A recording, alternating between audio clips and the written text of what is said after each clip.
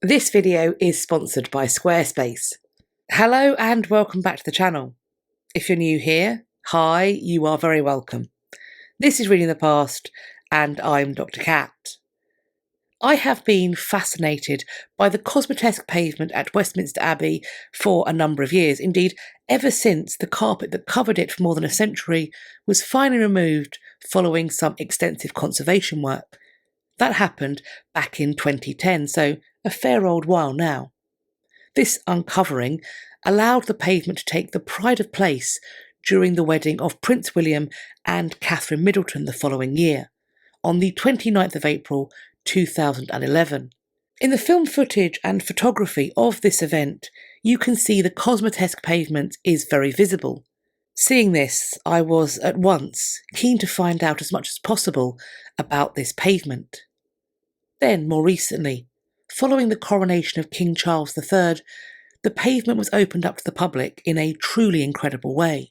Between the 15th of May and the 29th of July 2023, visitors to the Abbey who were willing to part with an additional £15 could have a guided tour and walk across the pavement. Now, in the reports I saw, they had to take this walk in their socks. This was the first time in living memory that such a thing had been permitted, and although I was disappointed that I missed out on doing this, the event itself only served to pique my interest further. And so today, I want to discuss the history and significance of this incredible feature. But before we jump into today's topic, I want to say an absolutely massive thank you to Squarespace for sponsoring another video on this channel. Squarespace has made building, updating and managing my website so easy. With Squarespace Blueprint, it's now even easier.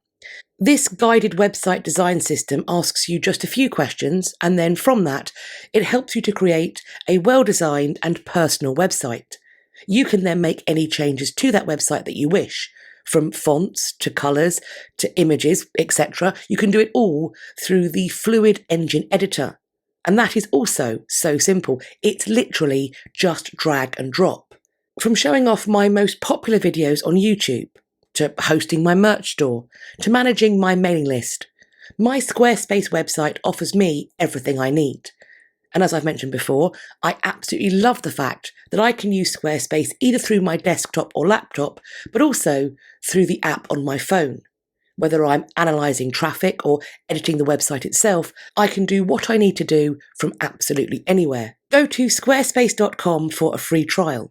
And when you're ready to launch, go to squarespace.com/readingthepast to save 10% off of your first purchase of a website or domain. Thanks again to Squarespace for sponsoring this video. But now, it's time for us to explore Westminster Abbey's Cosmatesque pavement.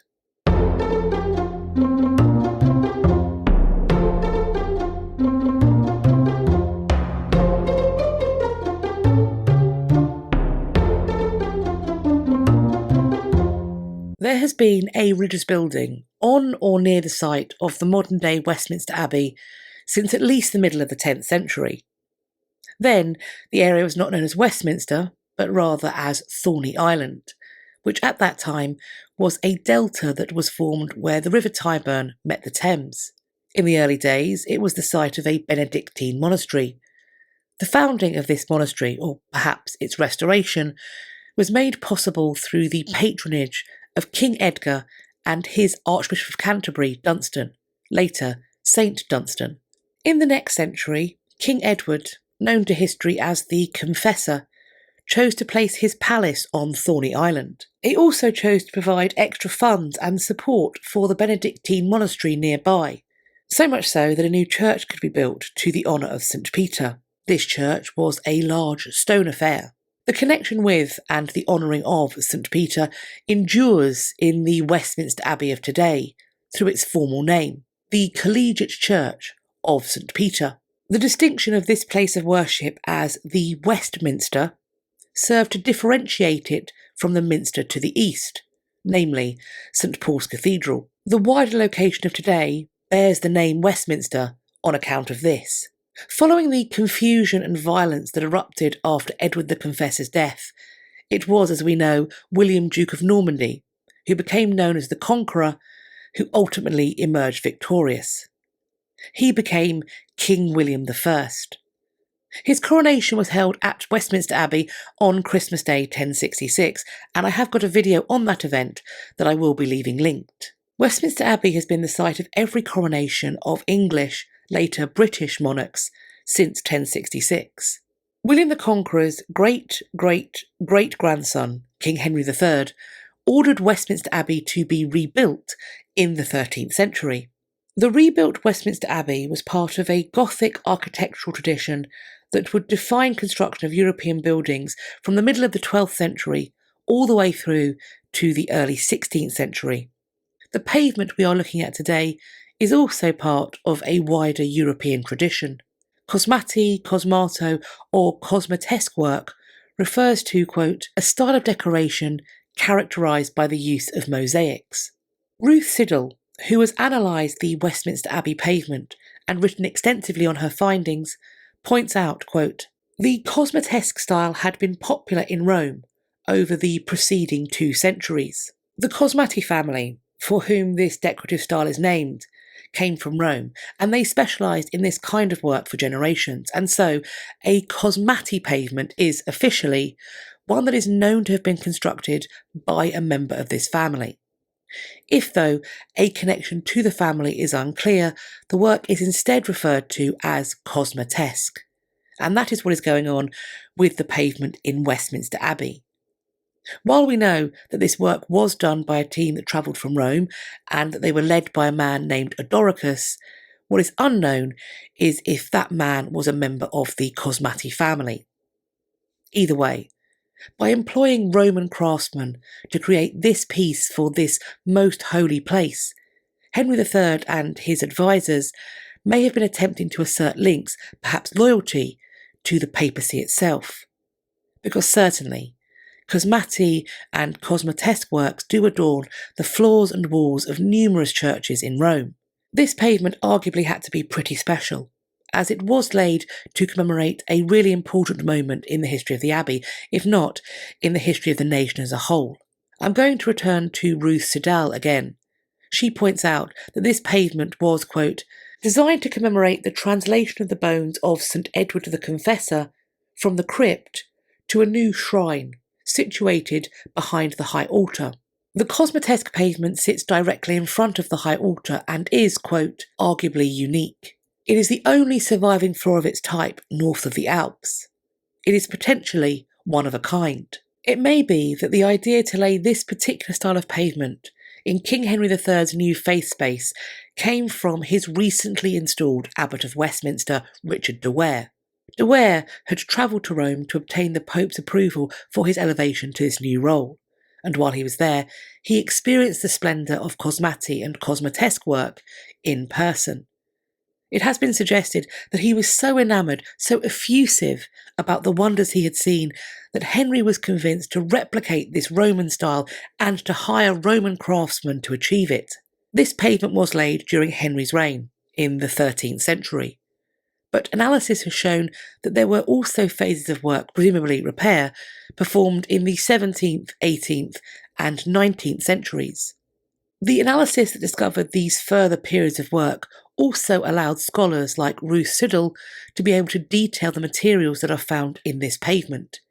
She explains that there is Purbeck marble from Dorset, green and purple porphyry, and this would have needed to be drawn out of, quote, Roman period archaeological sites. Roman ruins also act as a source for a marble known as Africano, while other stones for the pavement originated from Turkey and Egypt. There is also glass, both opaque and transparent, which Ruth Siddall asserts likely came from France, possibly from near to Limoges. The Cosmatesque pavement has been placed in the centre of the abbey, right in front of the high altar. It is in a place of incredible prominence. It's become a stage for numerous religious royal ceremonies. Weddings, funerals and coronations have been performed on, or at least very nearby, to this pavement for centuries. According to Westminster Abbey's website, quote, the great pavement is 24 feet 10 inches, or 7 metres 58 centimetres square. with dimensions calculated in Roman feet, and consists of geometrical patterns built up from pieces of stone of different colours and sizes, cut into a variety of shapes: triangles, squares, circles, rectangles, and many others.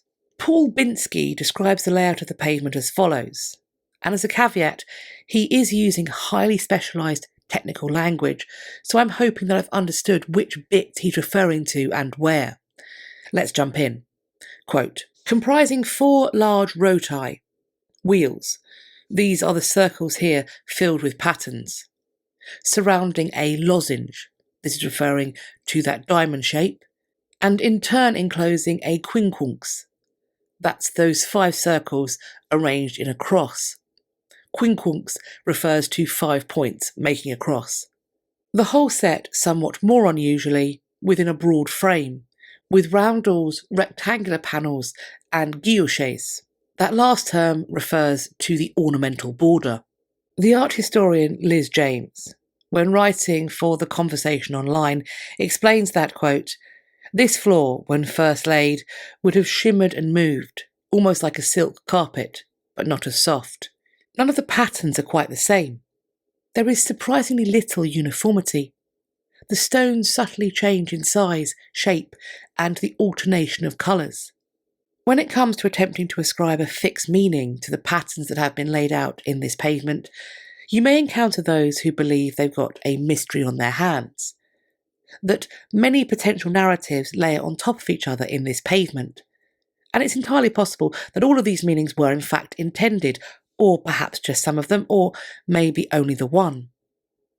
Latin inscriptions, once made up of a collection of brass letters that have now become irreversibly damaged, used to inform those who could read and understand Latin of the significance of this pavement.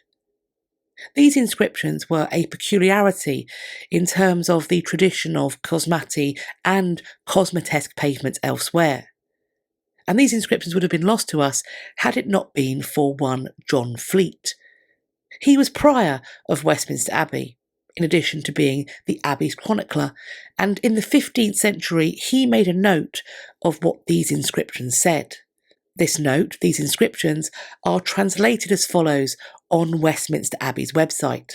Quote, in the year of Christ, 1212, plus 60, minus 4, the third King Henry, the city, Odoricus and the abbot, put these porphyry stones together. If the reader wisely considers all that is laid down, he will find here the end of the primum mobile. A hedge lives for 3 years. Add dogs, horses and men, stags and ravens, eagles, enormous whales, the world. Each one following triples the years of the one before. The spherical globe here shows the archetypal macrocosm. And of course, I'm sure that clears everything up for you and that we all understand completely what is going on here. As to why the date is written in this, frankly, circumlocutory manner, the Abbey website states that, quote, it is usually suggested that 1212 plus 60 equals 1272, the date of Henry III's death, and 60 minus 4 equals 56, the length of his reign. It would seem, therefore, that the inscriptions were added shortly after his death. This entry on the Abbey website continues with an explanation, fortunately, for the rest of the inscription, and thus the meaning of the floor it sits on. Quote, the abbot mentioned was Richard de Ware, who I referred to previously, who was buried beneath the pavement. Richard Spawley, a medieval monk of Westminster, wrote, the primum mobile means this world, whose age or ending the writer estimates, as he imagines it, by increasing the numbers threefold. So a hedge lives 3 years, a dog 9, a horse 27, a man 81, and so on. The final date is calculated by a chronology based on the mythical lifespans of animals, and he explains that the macrocosm is the great world in which we live, the microcosm being man. The spherical globe, he says, is the round stone, having in itself the colours of the 4 elements, fire, air, water and earth. According to the only medieval interpretation we have, the pavement thus symbolises the world, or the universe, and its end. According to people who are far better at maths than me, which is probably most people, that riddle about when the world might end as related to the lifespans of hedges, dogs, horses, men, stags, ravens, eagles and whales, the result you get is 19,683 years. However, there is still one thing that I remain unclear on, and that is if those 19,683 years are supposed to be the total existence of the world or universe, or simply what is left from the point that the inscription was being laid down around this fabulous pavement in Westminster Abbey. Perhaps I'm missing something obvious here, perhaps it's very clear what is meant, so do let me know what you think. Just before I wrap up, I would like to fast forward to the 16th century, all the way through to the reign of another Henry, who also patronised his own fleet of continental craftspeople. In around 1533, one of those craftspeople, Hans Holbein the Younger, was putting the finishing touches to this, the ambassadors. I have made a video on this wonderful painting that I will leave linked. And perhaps you're wondering how this painting links into today's topic. Well, it's in the seemingly never-ending debate about the floor. Some scholars believe that the men in this painting are depicted standing on the sanctuary pavement in Westminster Abbey, while others claim that this pattern is intended to merely evoke the thought of the Abbey. Eric Ives has suggested that the inclusion of this floor in this painting is intended to be a nod to Anne Boleyn's moment of triumph, namely to her coronation, which took place in 1533, which is the year that this painting dates to. Ives asserts that, quote, by choosing to place the figures not as one would expect on a Turkey carpet, but on a highly distinctive Cosmati pavement, made the painting a permanent reminder of the high point of the ambassador's career. Because this ambassador, Jean de Danteville, attended the coronation of Anne Boleyn in Westminster Abbey, quote, by special invitation of the English king. Other scholars suggest instead that the painting shows a floor from a church in Rome, highlighting the spiritual dilemma of living and working in schismatic England, of paying court to, as some would see it, a heretic king, whilst also remaining a loyal Roman Catholic. Are we perhaps being shown that these men are forced to have their feet in two camps, or rather, on two floors, as per this painting? After all, surviving and thriving in England, after Henry's split from Rome, no doubt required some fairly agile fence-sitting for visiting ambassadors. Or are we, here, simply getting a glimpse of a floor from one of Henry's lost palaces? The court had been at Greenwich prior to Anne's coronation, and they would return there for Anne's confinement at the end of her pregnancy with Elizabeth. And so perhaps that's what we're seeing here. A Cosmatesque floor that was once installed in the now lost Greenwich Palace. But what do you think of the history of Westminster Abbey and its sanctuary pavement, of the pavement itself, of its possible meaning or indeed meanings? Do you think that Holbein's ambassadors are being shown standing on the Westminster pavement? Were you perhaps one of the people that took that tour and got to walk on the pavement in 2023? And if so, what was that like? As always, I'm looking forward to reading your conversations in the comments section underneath this video. I'd also love it if you could pop an emoji or a social glyph in the comments too, because that will boost the engagement, and the more engaged a video gets, the more YouTube claim they share it out, which should help us to grow our community. By way of an emoji, I'm wondering if there's something mosaic-like that could go in there? Perhaps some little shapes that you might find, some little coloured shapes. I know there are coloured hearts, perhaps that might do. Or indeed maybe something abbey-ish or churchy. You can find me elsewhere on social media. I will leave links to all the places you can find me on the internet in my description box. Please do follow me over on some or all of those so we can continue this conversation and start some others. I do hope you enjoyed this video and found it useful. If you did, please share it with your friends. In fact, if you like the channel, let your pals know about it.